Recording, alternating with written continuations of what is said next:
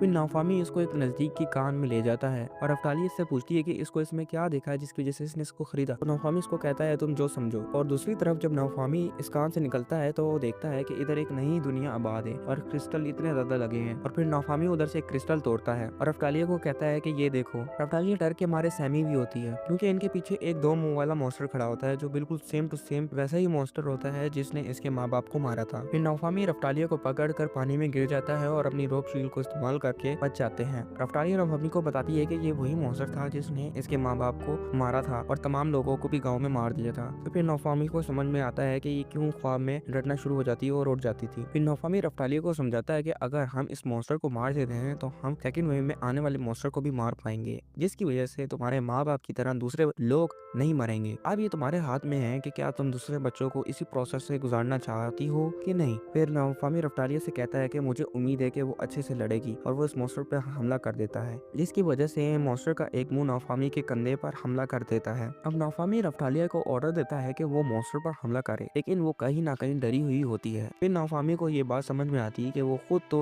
एक बच्ची ही है और अब रफ्तालिया से कहता है कि अगर वो मॉन्स्टर पर अपनी स्वॉर्ड से हमला नहीं कर सकती तो वो भाग जाए और अपनी जान बचाए। लेकिन रफ्तालिया नाफामी से कहती है कि फिर आपका क्या होगा मास्टर, और फिर अपने माँ बाप की मौत का मंजर देखना शुरू कर देती है और रोने लगती है और कहती है कि क्या मॉम डैड की तरह आप भी मुझे छोड़कर यहाँ से चले जाएंगे। और दूसरी तरफ रफ्तालिया नाफामी के साथ अपने अच्छे लम्हे देखती है और सोचती है कि नाफामी ने इसका कितना ख्याल रखा, इसकी हर जरूरत पूरी की। दूसरी तरफ नाफामी को मॉन्स्टर सख्त जख्मी कर देता है और अब रफ्तालिया कहती है कि मास्टर डोंट डाई और वो भी मॉन्स्टर पे हमला कर देती है और वो एक ही वार में मॉन्स्टर को जख्मी कर देती है और दूसरी तरफ जाकर गिर जाती है। नाफामी एयर स्ट्राइक शील्ड लगाकर रफ्तालिया को प्रोटेक्ट करता है। इस वक्त तक रफ्तालिया मॉन्स्टर के सीने में अपना खंजर घुसेड़ देती है, जिसकी वजह से मॉन्स्टर मर जाता है। रफ्तालिया नाफामी के पास जाकर जोर जोर से रोने लगती है और कहती है कि मुझे कभी भी छोड़कर मत जाना। नाफामी के पास हीलिंग शील्ड होने के बावजूद भी इसको दर्द हो रहा होता है। ये बात साफ साफ थी कि नाफामी भी इस गेम में मर सकता है। दूसरी तरफ नाफामी इसे शाबाशी देता है और कहता है कि मैं डिफेंस करूंगा और तुम हमला करना,